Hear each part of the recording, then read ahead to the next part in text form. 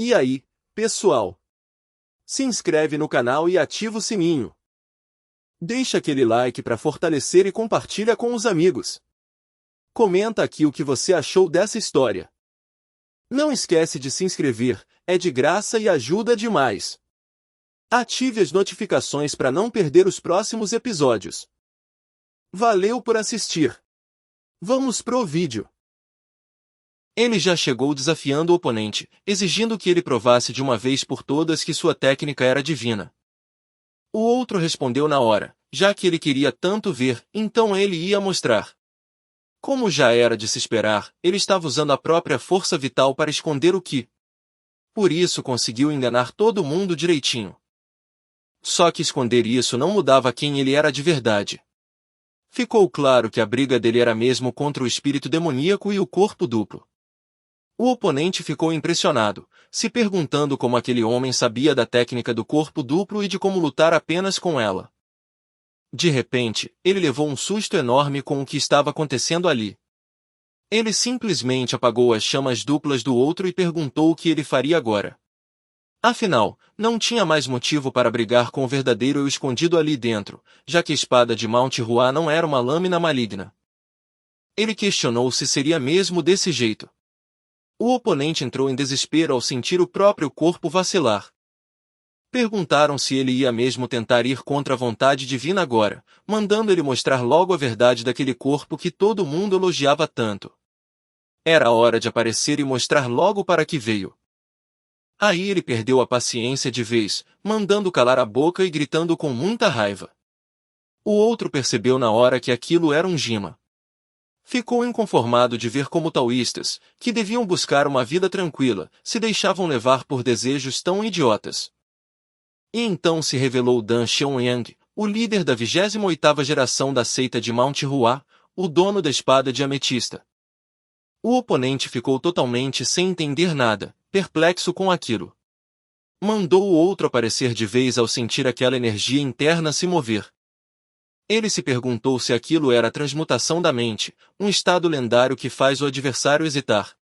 Pensou que só podia ser obra de um sábio e decidiu que ia ao encontro dele. O outro ficou furioso e o chamou de moleque. Ele começou a questionar como um sábio podia fazer uma maldade daquelas. Só que o outro rebateu imediatamente, perguntando como alguém que colocou energia demoníaca no próprio discípulo vinha falar de maldade para ele. Afirmou que não importava o quanto a pessoa cultivasse o tão, no fim ainda era humana e podia se deixar levar por desejos ruins. Só que tinha um detalhe. Se ele fosse mesmo do clã Tão, teria que acabar com toda aquela ganância e sofrimento ali mesmo, entregando a própria vida. Mas ele ainda teve a audácia de corromper as próximas gerações também, o que deixava tudo pior. O oponente ficou impressionado ao notar que suas veias simplesmente estouraram só com a energia que estava na espada do adversário. Aquilo nem parecia mais transmutação da mente, o homem estava agindo como um deus. Alguém com esse poder não deveria se meter em assuntos da dinastia deles. Ele perguntou por que o mundo imortal estava se intrometendo ali, mas o outro avisou que não era o sábio que ele pensava e que, por estar ligado a Jade de sangue, realmente não devia se envolver. Só que ele ia dar um jeito de conseguir esse direito.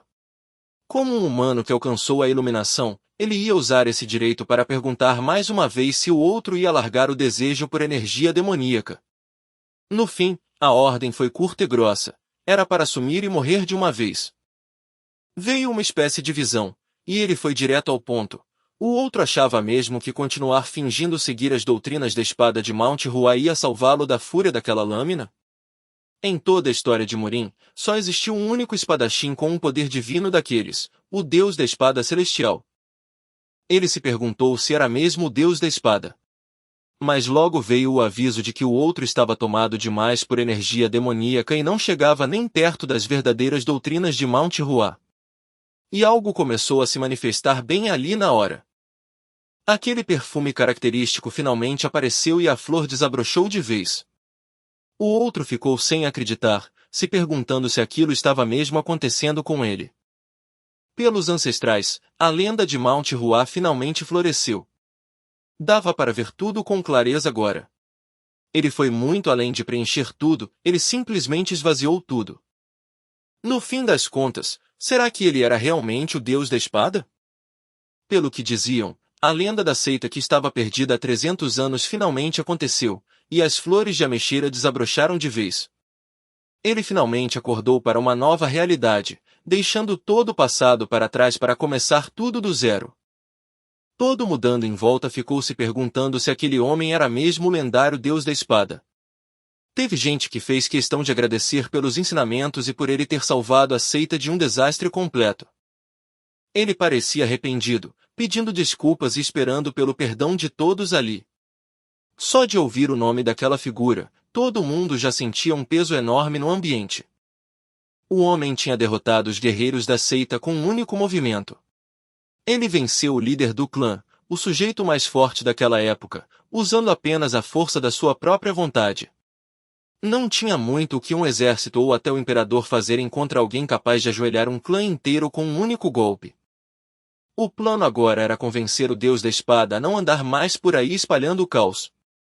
Se havia problemas na região, essa era uma situação que o jovem ferreiro precisaria encarar.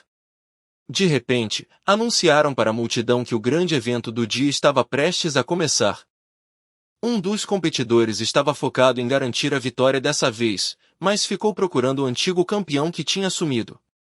Alguém chegou cumprimentando o herdeiro do clã Nangun, perguntando se ele tinha dormido bem, mas o homem odiou a intimidade e mandou tirar aquela cara feia da frente dele.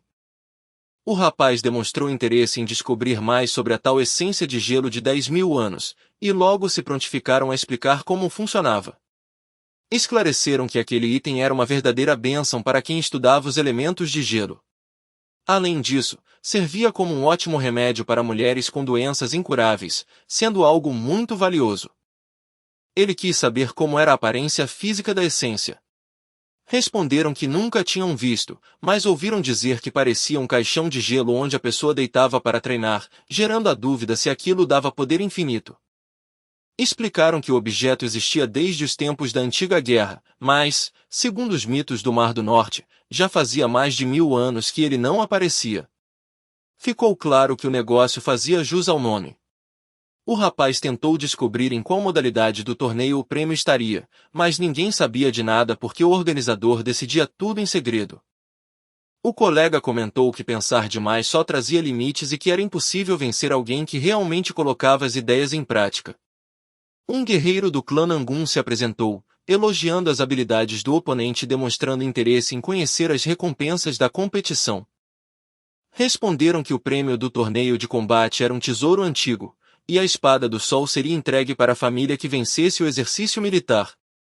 O rapaz comemorou por não estar atrás dessas armas e perguntou sobre a tal essência de gelo, descobrindo que ela seria dada ao vencedor do debate literário. Era uma modalidade focada em discussões intelectuais, caligrafia e avaliação de arte, justamente a área em que os guerreiros e artistas marciais costumavam falhar por falta de talento literário. Ele ficou animado e quis saber imediatamente como fazia para participar e quando aquela disputa ia começar. Disseram que os debates não tinham uma programação fixa como as lutas, pois começavam no exato momento em que as pessoas instruídas iniciavam uma discussão. Ele achou interessante e perguntou quem tinha sido o vencedor do ano passado, ouvindo do próprio homem que o prêmio tinha ficado com ele. O rapaz calculou que, como não era bom em desenho ou escrita, não venceria por aí. Para aproveitar o conhecimento do ancião, ele precisava focar em um debate ideológico. O atual campeão anunciou que a disputa já tinha começado e desafiou qualquer um que quisesse debater literatura com ele a dar um passo à frente. Uma jovem aceitou o desafio para testar se ele tinha melhorado, deixando o homem surpreso por ver uma mulher assumindo a frente. Ele deu a liberdade para ela escolher o assunto, e ela sugeriu discutir as lições clássicas sobre os males que destroem uma nação de dentro para fora. O homem reclamou por ela trazer à tona aquela velha linha de pensamento, mas ela respondeu que não havia tema melhor para expor e criticar as falhas do confucionismo. Ela argumentou que os ideais utópicos daquela filosofia causaram várias ruínas. Ele rebateu dizendo que o modelo focado estritamente nas leis ruiu em apenas 20 anos e sugeriu mudar de assunto, avisando que ela perderia.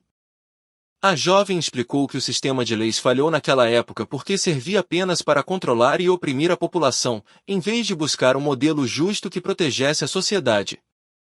Ela defendeu que as regras deveriam valer para todos igualmente, sem olhar para dinheiro ou status.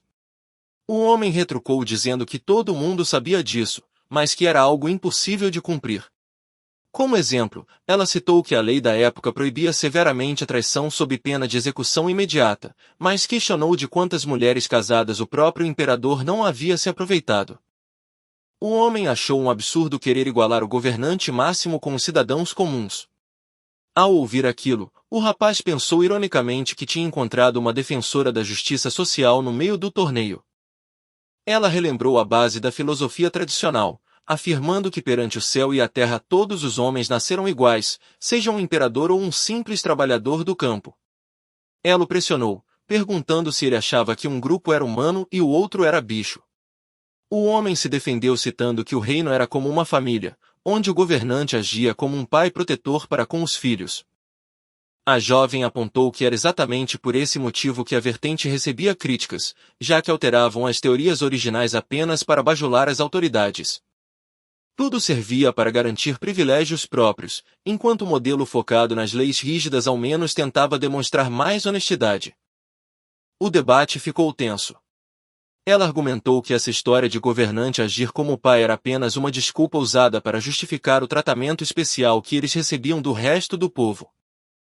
Ela questionou se a ideia de que todos os seres humanos são iguais não entrava em contradição direta com o privilégio dos governantes, perguntando se as duas teorias realmente faziam sentido juntas. Completou dizendo que, para defender a igualdade, não se podia dividir a sociedade em dois lados, a menos que provassem que os líderes eram superiores aos humanos comuns. Foi aí que o rapaz resolveu intervir na discussão, afirmando que o antigo império desmoronou porque as leis não valiam para todos e o governo insistia em aplicar punições severas demais. O oponente olhou surpreso para ele e perguntou se ele realmente acreditava que existia uma maneira de fazer o povo obedecer às ordens sem usar castigos. Ele explicou que a legislação precisava separar as infrações entre leves e graves, dividindo as punições entre cobranças financeiras e penas físicas para que o sistema funcionasse de verdade na prática. O homem quis saber qual seria o critério exato usado para definir o que seria considerado um crime leve ou um crime grave. Ele respondeu que cabia ao governo decidir, mas deu o seu parecer: qualquer ato que tirasse ou ferisse a vida de alguém seria grave, e o restante seria considerado leve. O público notou que, apesar de focar nas leis, ele entendia de filosofia profundamente. Ele continuou explicando que crimes leves seriam roubos que prejudicassem os bens alheios ou fofocas que atacassem a reputação de alguém. Os primeiros seriam resolvidos com multas ou detenções simples, enquanto os outros teriam advertências adequadas. Ele acrescentou que cada cidadão deveria ter a liberdade de votar e fazer suas escolhas sem controle externo, cabendo ao Estado liderar com eficiência e garantir a proteção de todos. O rapaz pensou consigo mesmo se não tinha ido longe demais ao falar que o povo é quem manda no país, e resolveu encerrar o seu discurso por ali. O homem concordou com quase tudo, mas achou um absurdo entregar tanta autoridade assim nas mãos das pessoas comuns. Outros intelectuais apoiaram, dizendo que não dava para confiar o futuro do país a quem nem sabia ler. Ao ouvir aquilo, o rapaz percebeu que o elitismo deles tinha finalmente aparecido. Ele respondeu que respeitava o orgulho deles como estudiosos, mas era muita arrogância achar que o povo era ignorante só por não saber escrever. A sabedoria de uma pessoa não sumia só porque ela não usava termos difíceis. Lembrou que mesmo um camponês que trabalha o dia todo sabe muito bem como cuidar dos pais e tem a coragem necessária para enfrentar criminosos e proteger sua família. Esse mesmo trabalhador sabe dividir a colheita com os vizinhos.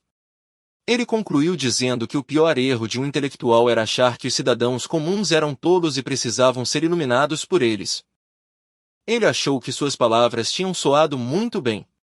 Mas o oponente, irritado com os argumentos, o desafiou imediatamente para uma prova de caligrafia e escrita.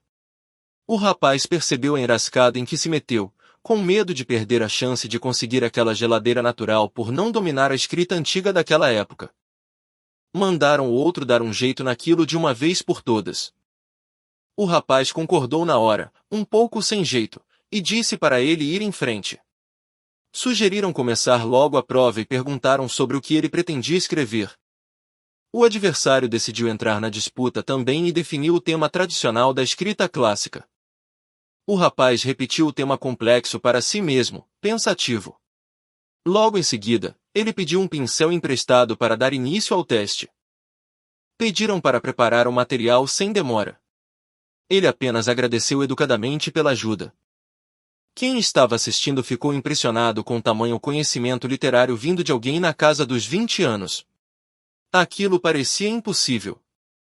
O adversário Jegal Yulvon admitiu a derrota logo de cara, ele nem tinha levantado o pincel e já havia desistido diante do talento alheio. O outro concorrente também se deu por vencido e aproveitou para perguntar o nome do rapaz. Ele deu uma risadinha discreta, lembrando mentalmente da tal geladeira moderna. O homem o chamou por aquele termo esquisito e comentou que aprendeu uma lição valiosa sobre sempre existir alguém superior no mundo. O rapaz corrigiu dizendo que seu nome na verdade era Zhu Hui, fazendo o homem notar o engano imediatamente. Em outro lugar, os discípulos perguntaram ao mestre, que tinha acabado de acordar, como ele se sentia, e ele respondeu que estava bem. Avisaram que não era necessário se conter, enquanto o subordinado lamentava o estado do mestre. O mestre afirmou que compreendia perfeitamente o coração de um guerreiro que perdeu a força interna e prometeu recuperar a energia dele pessoalmente. Examinando a situação, ele percebeu que aquilo definitivamente não vinha de nenhuma técnica clássica do clã Nangun. Ele alertou para nem tentarem descobrir a identidade do responsável e proibiu qualquer plano de vingança, dizendo que era hora de superar o passado. O guerreiro ferido prometeu treinar obstinadamente até seus ossos quebrarem para conseguir dar a volta por cima. O mestre notou uma mudança repentina e se perguntou se o discípulo tinha acabado de alcançar a iluminação espiritual. Era exatamente o que ele suspeitava, a manifestação profunda do desabrochar da técnica. Ele admitiu que, mesmo dominando essa habilidade lendária, ele próprio não conseguiria resistir a um único ataque daquele homem. Concluiu que o sujeito agia mais como uma divindade do que como um humano, reforçando que ninguém deveria guardar rancor dele. Enquanto isso, espalhou-se a notícia de que o jovem herdeiro do clã Nangun havia se retirado oficialmente do torneio. O rival ficou furioso com a novidade, achando que ele estava apenas tentando fugir do combate. Alguém comentou que o deus da espada fez o que precisava ser feito, e era natural que o orgulho do competidor estivesse quebrado. Mas perceberam que ele conseguiu se restabelecer de forma surpreendentemente rápida. O herdeiro do clã surgiu para pedir desculpas ao público por ter saído da competição devido a imprevistos particulares. O oponente desconfiou da desculpa, questionando que tipo de assunto pessoal o faria abandonar um evento de tamanha importância. Ele tentou explicar que algo havia acontecido com sua energia interna, gerando a dúvida se ela teria transbordado. Ele acalmou os ânimos dizendo que não era para tanto. O rival ficou aliviado, pois também esperava muito por aquele momento. O herdeiro garantiu que não estava evitando a luta e prometeu nunca mais fugir no futuro. Zhu Hui interveio comentando de forma mansa que imprevistos acontecem na vida e que o segredo era manter a firmeza e a determinação. Assustado com a aproximação, o guerreiro gritou para o rapaz não tocar nele. O jovem ferreiro explicou que só estava tentando ajudar, mas o outro insistiu irritado para que ele ficasse longe. A moça que observava a cena quis saber o que ele tinha feito de tão sério para deixar um homem adulto naquele estado de pânico. Ele se defendeu dizendo que não fez nada e reclamou que sempre o acusavam de causar problemas por onde passava. Ela continuou com os olhos cerrados, certa de que havia alguma coisa escondida ali. Para ela, estava óbvio que o rapaz tinha arrastado o herdeiro para um canto isolado para lhe dar uma surra, mas ele jurou que a culpa era toda do deus da espada. No fim, ela apenas respondeu que compreendia a situação. Ela começou a listar mentalmente as façanhas dele, um gênio marcial que venceu debates com grandes líderes e que possuía habilidades musicais admiráveis. Além de uma facilidade absurda com contas, discursos capazes de mudar os ideais dos sábios e uma escrita que transmitia sentimentos reais pelas cartas. Ela ficou intrigada, tentando decifrar qual seria a verdadeira face oculta daquele jovem ferreiro. Do nada, o rapaz avisou a todos que já estava de saída das terras de Mount Hua. O companheiro dele se assustou com aquela decisão tão repentina. O herdeiro provocou, perguntando se ele estava indo embora antes do início do torneio de lutas por estar com medo de enfrentá-lo. Ele respondeu bem diretamente que sim, afinal o outro era um mestre espadachim renomado e ele não seria maluco de aceitar briga com alguém assim. O guerreiro não esperava que a conversa fosse tomar um rumo tão sincero e descontraído. O parceiro mais velho lembrou que ainda existiam muitas lições valiosas ali, mesmo que ele optasse por não competir diretamente nas lutas. O companheiro de oficina chamou o amigo de gerente comercial, querendo entender bem o que estava acontecendo ali. Jiu Rui relembrou que os dois iam abrir uma empresa juntos e avisou que, ao fechar um contrato de trabalho, era fundamental ler as obrigações. O colega quis saber se o cargo funcionava como um sistema de patentes. Jiu Rui confirmou, explicando que bons resultados traziam promoções e aumentos de salário. O homem comemorou empolgado, fazendo o rapaz se perguntar com ironia se ele continuaria feliz após descobrir quais seriam suas funções reais no serviço. Ele explicou que não sabia quando retornaria para a cidade principal e mandou o amigo esperar na residência do clã Nangun até receber sua carta com o local de encontro. O homem assentiu de prontidão, mas o rapaz pediu para ser tratado formalmente como o chefe dali em diante. Ele obedeceu na mesma hora, aceitando a nova posição. A moça agradeceu sinceramente pela companhia durante a jornada, dizendo que aprendeu demais.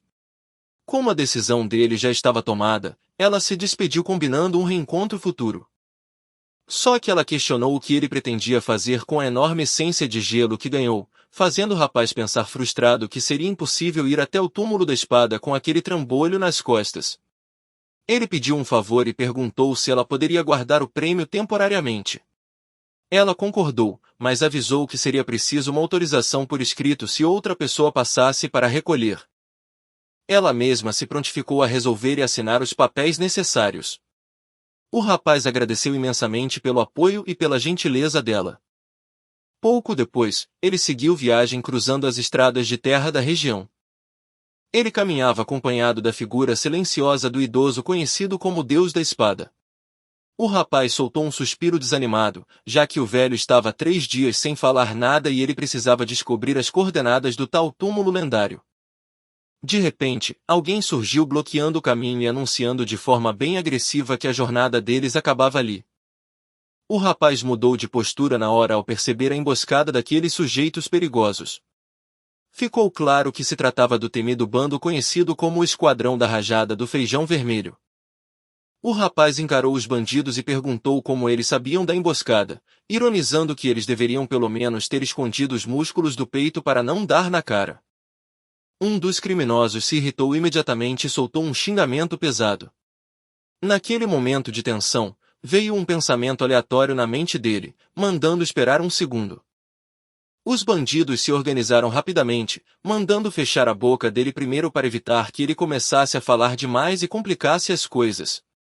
Ele tentou recuar, pedindo calma e perguntando qual era o problema e o que estava acontecendo ali. A resposta foi curta e grossa, mandando o rapaz calar a boca de uma vez.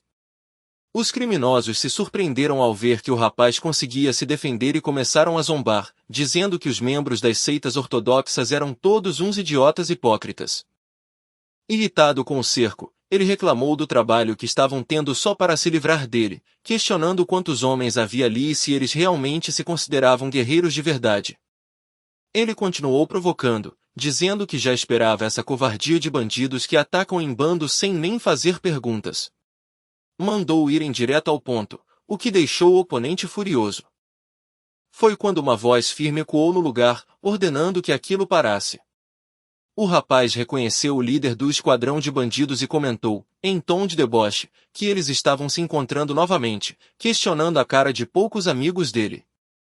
O líder admitiu que ele tinha coragem, mas lembrou que toda a região estava cercada por guerreiros das seitas ortodoxas naquele momento.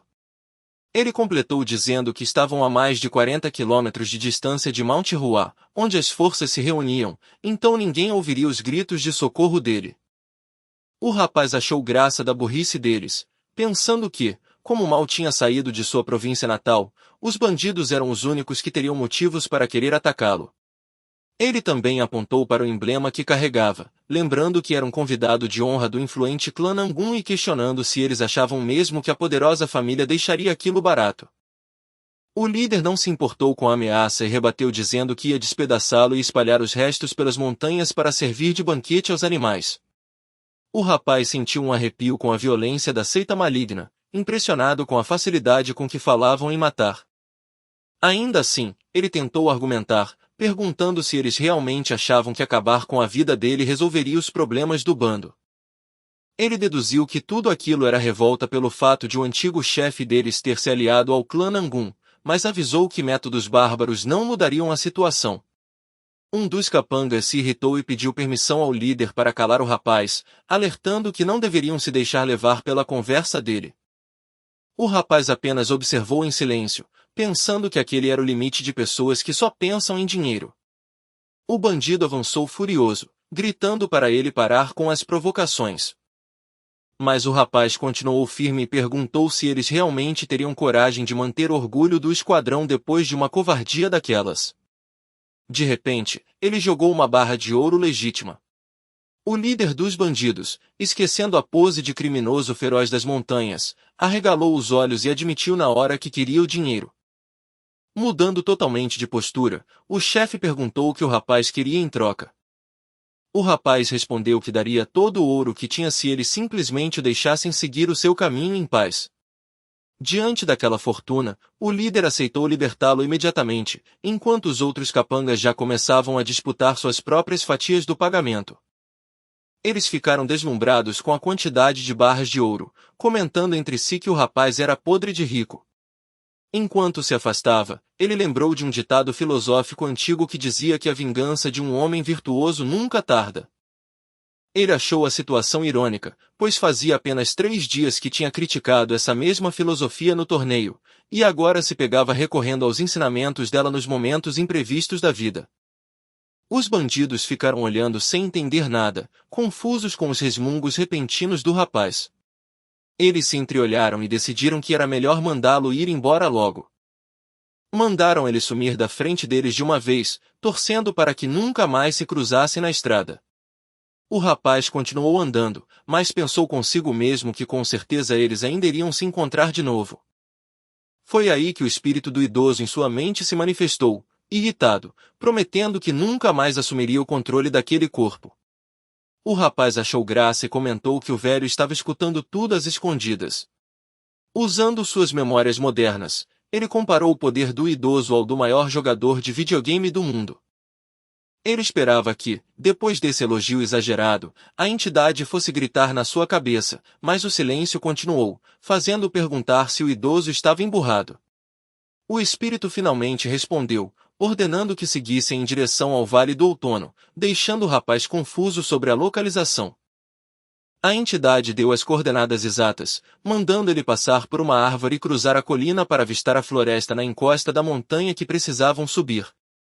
Ao descobrir que teria de escalar, ele reclamou e pediu desculpas, implorando para o ancião assumir o controle físico para que pudessem chegar voando até lá. Mas o idoso mandou ele calar a boca, avisando que o sol já estava se pondo e que era preciso andar rápido. Diante do imenso paredão de pedra, o rapaz se desesperou, achando que a exigência era um exagero completo e questionando como subiria aquilo. O espírito zombou da lentidão dele, alertando que logo escureceria e perguntando se ele planejava ficar pendurado ali o dia todo feito um bicho preguiça. O rapaz ficou convencido de que aquilo era uma punição por ter falado mal da entidade pelas costas, achando que ela conhecia um atalho, mas o fazia escalar de propósito. O idoso repreendeu severamente, dizendo que com aquela determinação fraca ele não chegaria a lugar nenhum, cobrando como ele queria vingança se não aguentava subir um penhasco. Depois de muito esforço, ele finalmente chegou ao topo e reconheceu o lugar de onde tinha começado toda aquela jornada. Olhando ao redor, ele perguntou se aquele local isolado era realmente o famoso túmulo da espada. O espírito confirmou e explicou que o ganho ao entrar ali dependeria inteiramente dele, aconselhando-o a manter o coração limpo e focado. O rapaz quis saber se havia alguém morando dentro daquela caverna profunda, mas o idoso mencionou apenas a existência de vestígios antigos. Ele detalhou que os vestígios eram inúmeras marcas de golpes gravadas nas rochas, revelando que aqueles entalhes eram a verdadeira essência do túmulo marcial. O rapaz achou a ideia absurda e lembrou que era uma pessoa comum sem qualquer treino, questionando se daria mesmo para virar um mestre só de olhar para riscos na pedra. O idoso confessou que nem ele mesmo sabia quem tinha deixado aquelas marcas originais, mas alertou para não tentar julgar o autor por padrões humanos normais. O rapaz ficou intrigado com a resposta e deduziu que o criador das marcas deveria ser alguma espécie de divindade. O espírito assentiu, explicando que aqueles traços eram a herança real de um deus e admitindo que, mesmo sendo aclamado como deus da espada, nunca se julgou capaz de vencê-lo. Ele desabafou dizendo que sempre acreditou que a perfeição não existia nas artes marciais, mas a técnica daquele homem era impecável, questionando como um mortal pôde atingir tal nível. O rapaz ficou maravilhado com o relato, tentando imaginar o quão incrível aquela figura histórica deve ter sido no passado. De repente, ele olhou para frente e soltou uma exclamação de completo espanto com o que viu. O idoso perguntou surpreso se ele conseguia mesmo ler aquelas escritas antigas, comentando que já tinha copiado os caracteres e mostrado para vários estudiosos, mas nenhum deles foi capaz de decifrar. Meio sem jeito, o rapaz apenas respondeu que, bem, era sobre aquilo mesmo. Olhando de perto, as inscrições falavam sobre valores de vetores ligando pontos, aceleração constante e movimento de queda livre. O rapaz percebeu que o autor tinha calculado todos os estilos de espada das planícies centrais usando física pura, dividindo a energia interna para conseguir uma velocidade constante de queda livre, incluindo até uma fórmula de gravidade baseada no peso da lâmina. O choque foi inevitável ao notar que quem deixou aquelas marcas com certeza veio do mundo moderno, e ainda por cima era um coreano. O espírito do velho ficou confuso e perguntou se ele estava querendo dizer que o autor daqueles riscos era do mesmo mundo de onde ele veio. O rapaz confirmou que sim e quis saber desde quando aquela caverna tinha sido descoberta. O idoso revelou que fazia pelo menos 1000 anos. O rapaz achou bizarro alguém do mundo moderno ter estado ali tanto tempo atrás, pensando que um homem que treinou a espada a esse nível deveria ser lembrado na história apenas por seus vestígios. O velho confessou que também já tinha pensado nisso, já que os últimos golpes deixados não pareciam coisa de um espadachim comum, e o sumiço dele da história oficial envolvia muitas coisas não naturais. O rapaz ficou curioso e repetiu a menção aos últimos golpes. O idoso perguntou se ele não tinha reparado que a própria geografia do Vale do Outono parecia meio estranha. Parando para pensar, ele concordou que fazia sentido, já que os vales normais são cheios de curvas, mas aquele tinha caminhos perfeitamente retos. O velho então soltou a revelação de que todo o Vale do Outono foi, na verdade, a marca do último golpe de espada daquele homem. O rapaz soltou uma exclamação de completo espanto ao ouvir aquilo. Ele mal conseguia acreditar que aquele vale imenso e profundo de 4 quilômetros de extensão tinha sido aberto por uma única pessoa. Conforme lia os registros na parede, viu que nas primeiras semanas de estudo o autor reuniu as técnicas conhecidas e descartou tudo que não dava para explicar através das leis da física. O homem eliminou conceitos subjetivos como cultura, respeito ou maldade, e começou a categorizar as técnicas de combate que usavam vetores normais de múltiplas variáveis na primeira seção. Ele colocou os movimentos com variações de coeficientes diferenciais na segunda parte, e os mais sofisticados, capazes de criar ilusões óticas, na terceira. Quando organizou todas as fórmulas, já tinham-se passado 100 dias, mostrando que aquele sujeito vindo da era moderna era insistente e de outro nível. Com 4 meses de estudo descritos na parede, o diário detalhava que as técnicas básicas das seitas eram mais completas do que seus golpes secretos, embora houvesse exceções notáveis, como um estilo específico do clã Xamã. Esse estilo dividia a mente em duas para usar 2 técnicas de espada ao mesmo tempo, o que matematicamente aumentava demais as variáveis durante o combate, exigindo ainda mais tempo de análise. O relato já chegava aos 139 dias na parede. A mente do autor só via linhas, pontos e planos, questionando o motivo de os movimentos curvarem em dado momento. Para diminuir o desvio padrão do ponto de impacto, ele tentou trocar a curva por uma transformação linear, mas percebeu que sua própria força física não dava conta de executar. Até a circulação da energia parecia incômoda, fazendo o homem se chamar de idiota ao se dar conta de que a curva existia simplesmente por causa do limite de articulação e movimento do corpo humano. Aos 6 meses de dedicação na caverna, ele registrou que a física consegue expressar até a velocidade da luz, mas que de nada adiantava criar a fórmula perfeita no papel se o corpo biológico não conseguisse replicar os movimentos na prática. Ele se perguntou como não tinha percebido um fato tão simples antes, concluindo que precisava focar primeiro em treinar o próprio físico para torná-lo capaz de suportar as equações. Já no segundo ano de isolamento, o autor reforçou o quanto o corpo humano era frágil, contando que colocou um ponto imaginário se movendo pela parede apenas para testar quantas tentativas levaria para acertá-lo com precisão. Foram mais de 700 milhões de tentativas ao longo de 2 anos só para repetir um movimento simples ligando 2 pontos, gerando a dúvida se era mesmo possível atingir aquela perfeição com um corpo cheio de falhas sem um preparo muito além do comum. Ao ler que ele precisaria de outro método, o rapaz ficou espantado, questionando se aquele sujeito era mesmo um ser humano de verdade. Muitas marcas adiante, o registro mostrava que depois de mais de 12 anos o homem percebeu o quanto foi tolo ao descartar elementos espirituais e religiosos, entendendo a importância das doutrinas mentais. Afinal, apenas com o exercício físico era impossível ter o controle total da musculatura. O relato mostrava a ironia de que a única forma de tornar o corpo poderoso era treinando a mente, o que permitiu a ele observar seu interior em paz em meio àquele processo exaustivo. Na sua imaginação, ele conseguia se dividir em partículas menores que átomos ou se expandir além do próprio universo, alcançando a perfeição ideal de cada linha e plano de ataque. O diário terminava dizendo que as barreiras entre o plano mental e o real tinham sumido por completo, tanto que ele já nem precisava respirar ou comer para continuar vivo. Após quase 19 anos imerso na parede, o físico dele finalmente se tornou capaz de reproduzir cada uma das equações com precisão absoluta. Na verdade, ele conseguia enxergar a essência de todos os fenômenos ao redor, comparando-se ao protagonista de um famoso filme de ficção científica, com as leis da própria natureza totalmente sob o seu controle. O autor se perguntava se ainda podia se considerar humano, sentindo a atenção de grandes divindades focada inteiramente nele.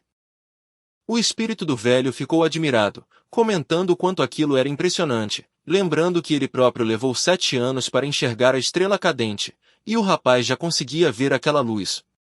Ao identificar a técnica lendária da espada de meteoro do céu e da terra, o idoso confirmou que ele estava certo. Ele continuou elogiando, perplexo por o jovem compreender tudo aquilo em questão de 15 minutos. Para ele, o fato de o rapaz sentir a técnica e o próprio impacto do meteoro ao mesmo tempo significava apenas que a compreensão máxima daquele estilo já tinha se gravado na alma dele. Pensou que chamá-lo de gênio era pouco, pois nenhuma palavra comum seria forte o suficiente para explicar aquilo de forma adequada. Só podia ser obra do destino preparado pelos céus, e o idoso percebeu que serviu apenas como uma ponte para que aquele encontro acontecesse. Sem se dar conta do tempo passar, Jiu Rui acabou ficando imerso naquele plano mental de meditação profunda por 3 anos inteiros. E foi exatamente assim que se deu o nascimento do jovem sucessor do Deus da Espada. Tempos depois, em outro lugar, apareceu o jovem herdeiro de uma importante associação local, chamado Kyonjuksa. Ele chegou reclamando alto, mandando as pessoas tomarem cuidado com o que faziam. Ele cobrou do condutor se ele fazia ideia do preço absurdo daquela carruagem luxuosa, exigindo que a guiasse com muito mais atenção. O cocheiro, assustado, garantiu que assumiria as rédeas com cuidado, mas ouviu ordens brutas para ficar calado. O homem pensou satisfeito que, agora que tinha comprado o veículo ideal, finalmente poderia seguir em direção à hospedaria central. Mas parou no caminho ao avistar um estabelecimento esquisito. Ele ficou encarando o letreiro que anunciava o salão do clã Zhu. Ao entrar, um funcionário o cumprimentou desejando boa tarde e perguntando o que ele gostaria de pedir. Um pouco confuso com o cardápio, ele pediu os bolinhos de carne em 6 camadas acompanhados daquela água preta gelada. O atendente anotou o pedido e pediu para ele agradecer e aguardar apenas um instante. Sentado à mesa, o cliente pensou que tinha feito muito bem em viajar até aquela província. Logo trouxeram a refeição e avisaram que a conta dava o total de 99 moedas de ferro. Ele entregou uma moeda de prata pelo pagamento e o funcionário agradeceu, desejando uma boa refeição. O homem ficou matutando sobre cobrar 99 moedas de ferro em vez de uma de prata direto, mas sentiu que de alguma forma estava saindo no lucro com o preço. Mas o choque real veio logo na primeira mordida ao sentir o sabor da comida. Ele acabou soltando um som de satisfação e deu um baita arroto depois de comer tudo. Ficou maravilhado com o gosto incrível de tudo, impressionado por não custar sequer uma moeda inteira de prata de tão barato que era. Concluiu bastante satisfeito que aquele lugar era realmente fantástico. Comentaram que aquela carruagem era uma edição limitada fantástica, com pouquíssimas unidades produzidas a cada ano. Um funcionário local logo deu as boas-vindas ao jovem mestre seu, apresentando-se como Rion e perguntando, em tom de duplo sentido, como estava o movimento de mulheres bonitas da casa naquele dia. Ele garantiu que o cliente podia ficar sossegado, pois a frequência estava excelente, fazendo o homem lembrar do famoso Bruce Lee por causa do nome do atendente.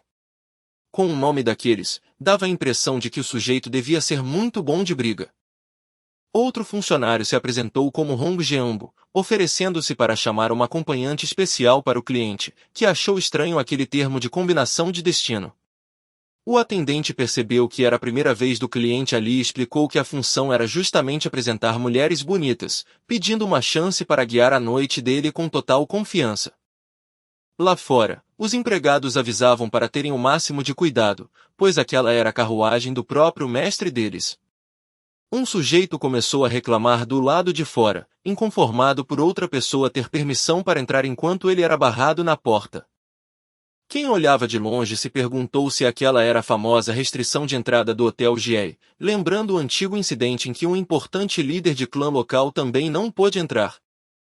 O segurança barrou o homem educadamente, dizendo que não seria possível e sugerindo que voltasse outra hora, o que deixou o sujeito revoltado, questionando a idade do funcionário. O funcionário explicou que o homem estava criando uma situação muito complicada ali na entrada.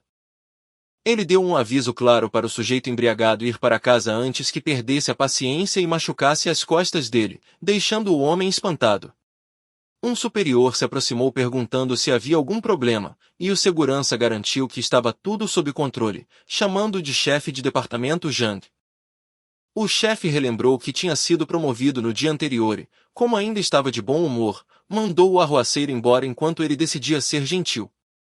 Do lado de dentro, alguém reclamou que já passava das 7 da noite e mandou pararem de aceitar clientes sem cobrar nada. Um cliente escutou e ficou curioso, perguntando se a entrada era realmente gratuita para quem chegasse antes desse horário. O atendente esclareceu que o benefício infelizmente não valia para homens, gerando a dúvida se era exclusivo para o público feminino. Ele confirmou que sim, explicando que as mulheres que chegassem antes do horário ganhavam 3 garrafas de bebida e petiscos totalmente de graça.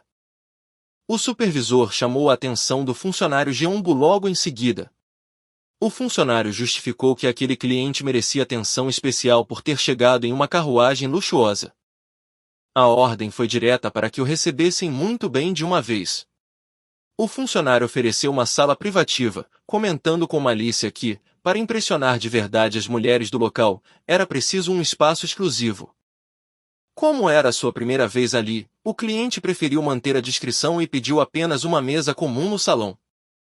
O atendente avisou que os valores mudavam bastante dependendo da localização da mesa, deixando o homem surpreso.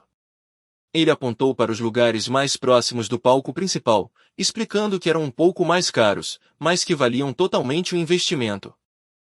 O homem concordou e achou ótimo. Perguntaram qual tipo de bebida ele gostaria de pedir, e ele escolheu a tradicional Xionggu.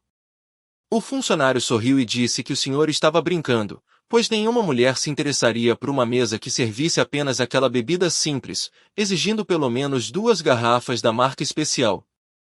O cliente calculou o custo de 20 moedas de prata apenas por 2 garrafas daquela marca e ficou espantado. De repente, anunciaram no salão que o jovem mestre seu havia feito um pedido especial, ordenando o início imediato da música. O homem na mesa comum ficou confuso com aquele nome pomposo da bebida. Ele se perguntou quem diabos seria esse tal cliente tão importante.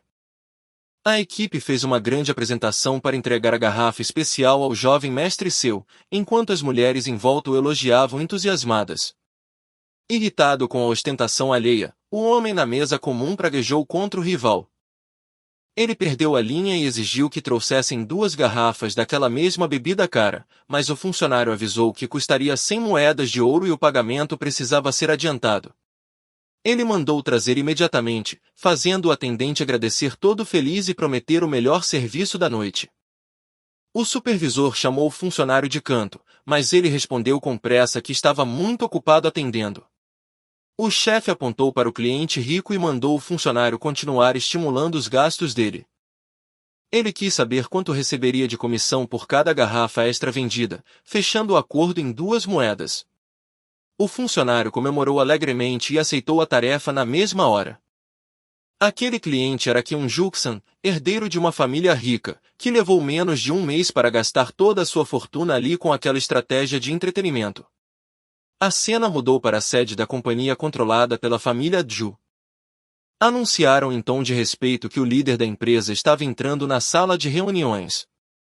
O rapaz entrou dispensando as formalidades e mandou todo mundo parar com o teatro e se sentar de uma vez. Ele quis saber como estava o andamento da reconstrução da sala de armazenamento de gelo, mas o responsável admitiu que o projeto havia falhado. O rapaz cobrou explicações na hora, lembrando o valor imenso que tinham investido naquela obra. O funcionário explicou que, embora o tamanho do espaço tivesse aumentado, a eficiência térmica diminuiu, fazendo com que a produção final de gelo continuasse igual ao que era antes da reforma. O rapaz perguntou se isso significava que o processo de congelamento estava demorando mais, e o homem confirmou que antes levava meio-dia, mas agora exigia um dia inteiro para render apenas 750 quilos. Ele lamentou o erro, lembrando-se da primeira lei da termodinâmica sobre a conservação de energia e inconformado por ter esquecido um conceito físico tão básico, já que a demanda por gelo na empresa só aumentava. Em seguida, ele perguntou sobre a situação da nova receita da água preta gaseificada. O encarregado confirmou que a amostra já estava pronta ali para teste. Depois de dar um gole, o rapaz reclamou bastante, dizendo que o sabor tinha piorado e cobrando como ele pôde visitar tantas fontes termais para entregar um produto de qualidade tão baixa. O subordinado admitiu a falha todo sem jeito, e recebeu ordens estritas para escrever 20 cartas formais de arrependimento pelo erro. O funcionário tomou um susto. O rapaz então mudou de assunto e perguntou sobre os rendimentos do Hotel Gier, ouvindo que os lucros tinham dobrado. Ele pensou consigo mesmo que, no início, sua única intenção era usar aquele homem apenas como porteiro na entrada. Ficou impressionado ao notar que o sujeito era um verdadeiro prodígio dos negócios, aplicando muito bem as estratégias de marketing para atrair os clientes ricos e arrecadar o dinheiro deles. Ele concluiu mentalmente que conseguir recriar a famosa bebida de cola não seria uma tarefa nada fácil. Um dos conselheiros pediu a palavra para dar uma sugestão, e recebeu permissão para falar. Ele lembrou que a essência de gelo de 10.000 anos obtida no torneio era o grande tesouro do norte e servia perfeitamente para aperfeiçoar técnicas marciais de gelo. O homem sugeriu que, mesmo sem contar com o líder do Palácio do Norte, eles poderiam contratar algum outro guerreiro especialista que dominasse esse tipo de energia. O rapaz admitiu que ainda não conseguia entender o motivo de o conselheiro estar tão obcecado com aquela questão da sala de gelo. O homem detalhou que, se oferecessem o uso daquela essência lendária para o treinamento marcial de graça, vários guerreiros viriam correndo fechar um acordo para fabricar o gelo que a empresa precisava, poupando despesas. Ao ouvir aquela excelente estratégia de negócios, o rapaz pensou admirado que o funcionário era um verdadeiro gênio. Ele estava se sentindo até envergonhado ao pensar no que andou fazendo esse tempo todo com as lendárias essências de gelo do Oceano do Norte. Mal dava para acreditar que antes ele zombava do rapaz dizendo que sua cabeça era vazia, pois agora ninguém mais podia negar os boatos de que ele era um verdadeiro gênio. Então ele perguntou se havia alguém disposto a viajar até o Oceano do Norte. Aquele era um lugar extremamente distante, de onde se levava meio ano só para voltar. Na época da Grande Guerra, o Palácio de Gelo de lá foi totalmente destruído pelo clã Sama, que arrastou o rei deles para Henan, amarrou o coitado no meio da rua e o deixou morrer de fome.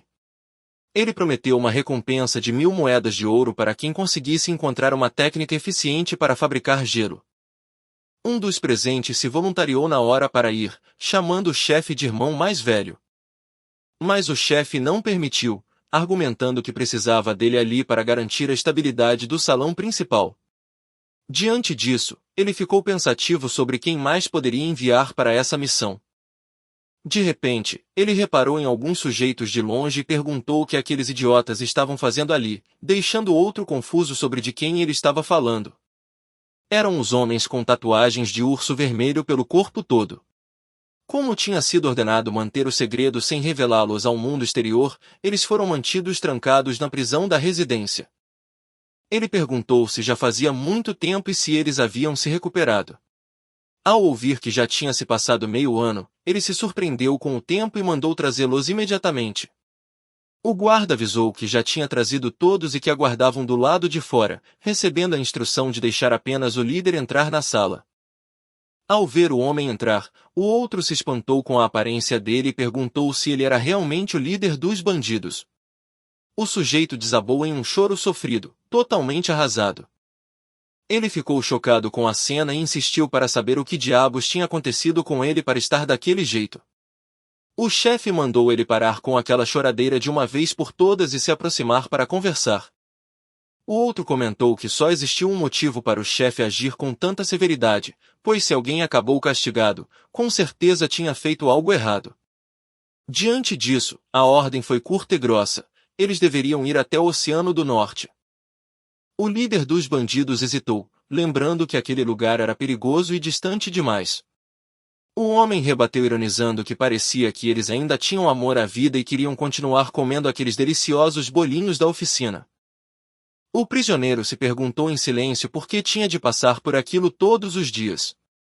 Ele então perguntou se receberiam a liberdade caso cumprissem aquela missão, e a resposta foi inteiramente positiva. Sem muitas opções, ele aceitou a tarefa e garantiu que o bando cuidaria do serviço. Mas o homem deixou um aviso bem claro: se eles tentassem se esconder, fugir ou aprontar qualquer outra gracinha, já sabiam muito bem qual seria o fim deles. O líder resmungou mentalmente que se fugir fosse fácil eles já teriam dado no pé há muito tempo, xingando o sujeito de monstro e de tudo quanto é nome em pensamento. Por fora, ele apenas garantiu que nada disso ia acontecer e que eles obedeceriam. Em outro lugar, o líder do clã Nangun estava lidando novamente com as dores de cabeça causadas pelos novos negócios da região. Ele se queixou de que deveria ter destruído aquele campo de gelo milenar 3 anos atrás quando teve a oportunidade, já que nada do que o jovem ferreiro inventava parecia normal. O comércio daquela bebida escura gelada que aliviava as dores de estômago e o serviço de entregas direto em casa ficaram tão famosos que até os funcionários do governo e os nobres perderam espaço e foram reclamar. Como os clientes que compravam comida também podiam mandar os entregadores levarem encomendas para outras pessoas, a influência deles cresceu demais, fazendo até as agências de escolta tradicionais passarem dificuldades. E não parava por aí. Os novos modelos de carruagens que eles criaram passaram a dominar todo o setor de transporte, sem contar a cervejaria da família que conquistou a cidade inteira servindo bebidas em copos de gelo. Ele ainda tinha aberto uma lanchonete de bolinhos que vendia tal água preta gaseificada e lanches em camadas, assumindo o controle completo de todo o mercado de alimentação.